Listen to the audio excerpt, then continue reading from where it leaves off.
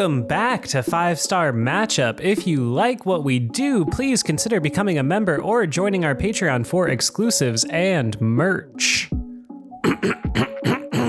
Did you miss me?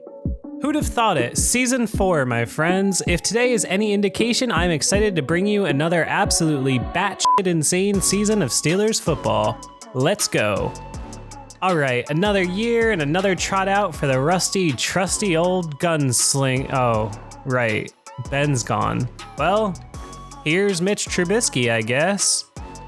Wow, this Canada offense is really getting installed this year. Not like the Steelers have been running that play since Mark Bruner was here or anything. Nice little QB on the move action here on second, but DJ comes up short on third, and let me just make sure I didn't put in a tape from 2021. Out comes last year's surprise AFC champion, Joe Burrow, who promptly receives a surprise in the form of a Godzilla-sized thwomping at the hands of Bam Bam Cam. Go mope in your locker some more.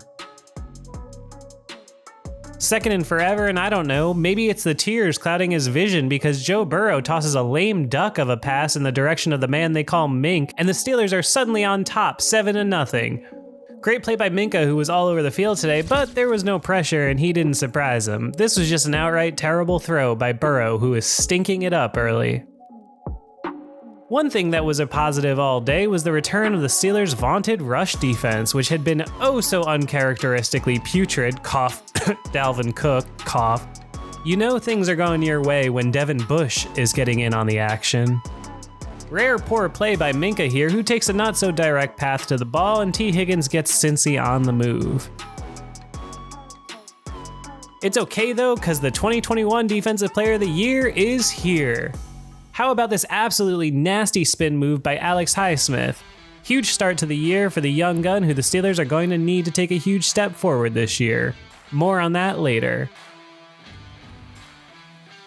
Evan McPherson drills a 59-yarder, and you can't really be mad about that. Steelers 7, Bengals 3. Oh great, my favorite. The one where the Steelers run into a brick wall on first and second down, and then chuck it deep hopelessly on third. What was the point of getting Trubisky if you were going to have him play like year 18 Ben anyway? Does Joe Burrow even want the ball?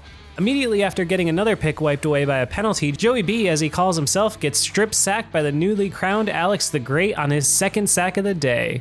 We love to see it. Only bummed it didn't go down as an INT for my man Clamps Hayward. A little play action here. No, wait, what in the Mike Malarkey is going on here? Holy hell, a trick play the likes of which we Yinzers haven't seen since the days of Ben's first Super Bowl run. And what do you know, it's a huge play. Obligatory move. With the Bengals firmly on their heels, the Steelers promptly go ahead and do that thing where they don't score a touchdown in the red zone and settle for 3. I don't love it, but at least we still know that the Boz is.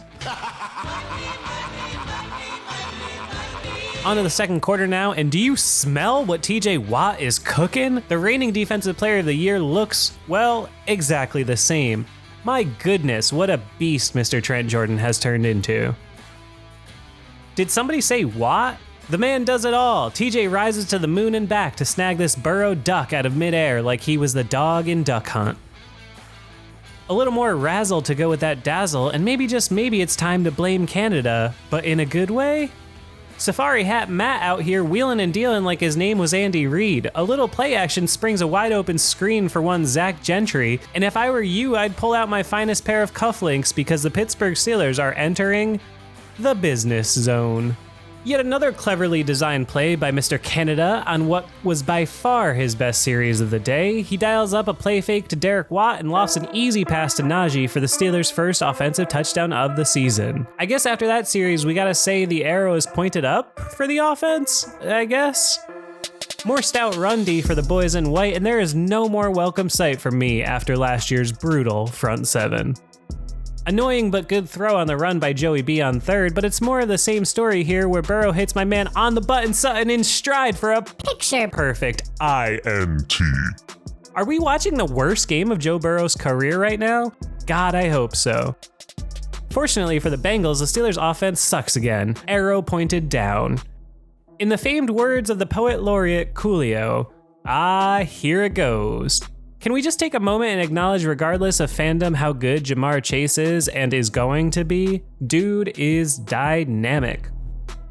Few plays later, Bengals face a do-or-die 4th down and Mixon breaks it nearly to the house, and the seismic shift you just felt was every Steeler fan in the world leaning forward in their seats, having seen this sort of game happen so many times before. Nice coverage play by Levi Wallace makes it hard on Chase, and the Steelers D surprisingly holds him to a 3. I see you, defense. Steelers wave the white terrible towel, and we head into the half. Steelers 17, Bengals 6. If you like the show, make sure you catch 5-Star Radio streaming live during the week. And if you really like what we do, please consider joining as a member on YouTube or contributing to our Patreon. Now roll the game. Into the third quarter and oof. Major almost oops by Mitch Trubisky, and I gotta say, I'm not sure I'm counting myself as enjoying the Trubisky experience so far. Nice dart by Mitch on 3rd and short though gets the Steelers out of the hole. Unfortunately, a run for nothing and 2 throws that might as well be in the Arabian desert, and it's back over to the Bengals' soon-to-boil offense, right? Maybe somebody should tell Joe Burrow he's supposed to get away from the defenders. Either he's confused or they're using some sort of quarterback magnet. Either way, just pad that stat sheet, Teej. Ugh, 2nd and forever, and Burrow finds his man again, just like he always does, and now the Bengals are donning some hideous tiger stripe ties as they enter the business zone. More stout D by the Steelers gets Cincy into a 3rd and goal, but Tyler Boyd does Tyler Boyd type things, and the Bengals are storming back into this one. They go for and get the 2, and this is a 3-point game. Steelers 17, Bengals 14. Let's go, Ben. Mitch. Sorry, it still feels like I'm cheating on my wife of 18 years or something, so it's gonna take a while. Another almost oops here by Mitch, who runs with a hitch and apparently carries the ball like it's a loaf of Wonder Bread. Extremely lucky this wasn't chopped away by Hendrickson. Unfortunately, that's all the meager offense can produce, and we head into the 4th. Steelers D forces another punt, and we get a nice punt return by Gunnar Olszewski, who I already like better than Ray by a lot. Glad to see Mitch finally remembered the best player on the team is Deontay Johnson. Elite separation by Deontay, as per usual. Oh no. No, don't throw that across your body. Oh. Another lucky break here for Mitch, who commits one of the cardinal sins here of throwing across his body on the run. This had interception written all over it. Apparently CBS knows as well as we all do that Boz is money because they don't even care to show the kick, and it's Steelers 20, Bengals 14. Because of course the football gods won't allow me to sleep tonight, Burrow draws a free play and chucks it deep, and you already know the Bengals are gonna score, it's just a matter of how soon. Bengals in no man's land decide to go for it on 4th, and well, wither my spoon. Akello makes a dope play to undercut Tyler Boyd for the 4th interception of the day thrown by Joey B, the only quarterback whose drip exceeds his swag. Not the combination you want in a quarterback, if you ask me. Finally, a decent run by the Naj man, but Trubisky can't connect on 3rd, and it's right back over to the Bengals. If you put a drive up here, even for a field goal, this game is over. Come on, guys, you're only gonna get so many chances. Oh, if you only knew, past Steve. Time for the Bengals to officially rip my intestines through my throat. I'm ready for it. Let's go. Big gainer for Mixon, followed by 1 for Swaggy B himself, and the Bengals are once again moving as the clock ticks under 5 minutes remaining. Ja'Marr must have thought he was being chased because he drops what would have been an easy touchdown as all of us in the black and gold take a momentary sigh of relief. So Cam Hayward and TJ Watt meet up for a picnic lunch at the quarterback. Stop me if you've heard this one before. Penalty gives him a free first though. I guess hell finally froze over because here's a great coverage play by a Steelers inside linebacker. Cherish the moment. Too much time here for Burrow, and he finds Chase for what looks to my eye to be an easy and obvious touchdown, but he's ruled short. And for some reason, Zach Taylor decides against challenging it. I don't get it, but I'll take it. Steelers D stonewalls the Bengals on 3 straight plays, and on 4th, it's Burrow looks, floats, incomplete. Does anyone even want to win this game?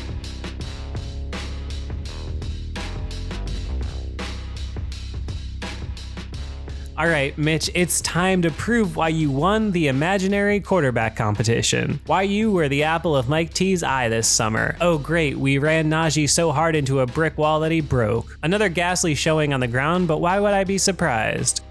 It feels like the Steelers have only had about 4 100-yard ground games since I've been doing this show. Safe and sorry handoff to Chase the Bank, who was sadly their leading rusher today, and good thing Presley Harvin is looking stronger this year because the homie is going to be getting a lot of action.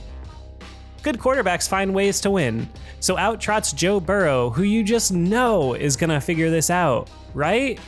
Wrong. Well, maybe.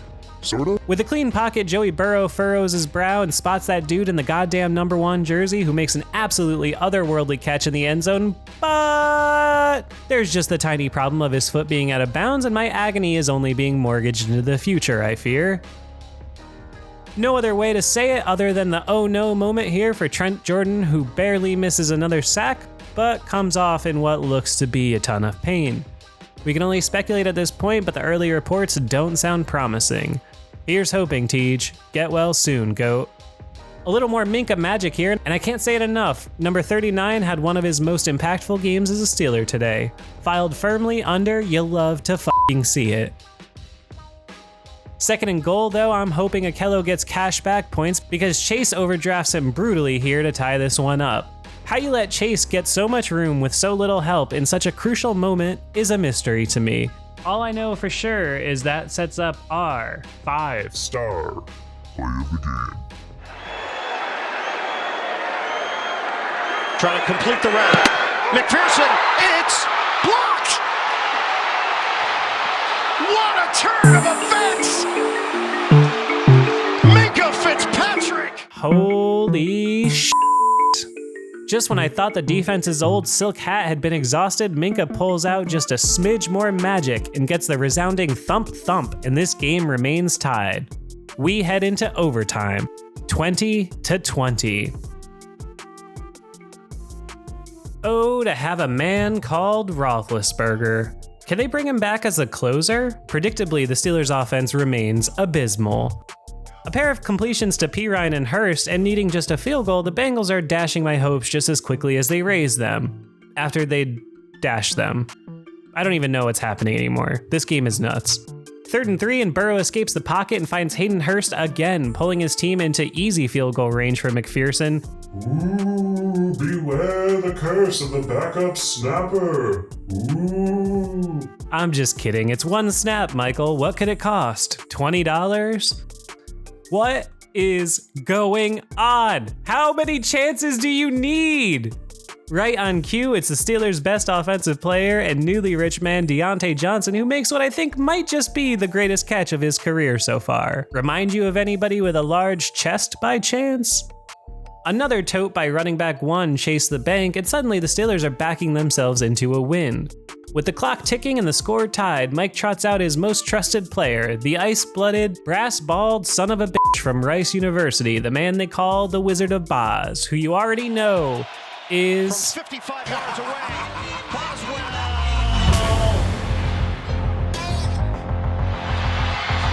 What is happening here? When the Bozman is hitting knuckleballs that would make Tim Wakefield proud, you might have to take a step back and ask, just what in the fuck is going on exactly? How? What? And most importantly, why? Feeling like he doesn't want to cry at his locker later, Burrow escapes the pocket and picks up a gash on the ground, and even in my most Steeler heart of hearts, I have to accept that this game is going to end badly, right? But just when it looks like all hope is lost, Burrow goes down again, and even though there's sadly no one in the area code of that ball for what feels like an hour, the ball stays spotted back there for a long 4th, and the Bengals wave an orange and black flag of submission and helplessly punt. Okay, Mitch. I don't know how many chances you need, but I'm willing to go on this journey with you.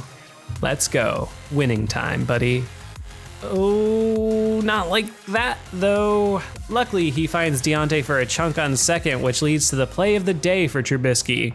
He draws the offsides, extends the play, and finds across midfield, and oh my god, are the Steelers seriously going to win this game?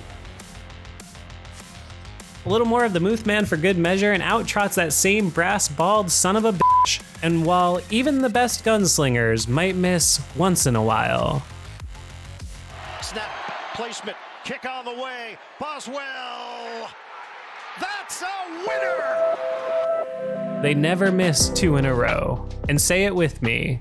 Your Pittsburgh Steelers are officially 1-0. I know what you're thinking. Just how in the hell did this happen?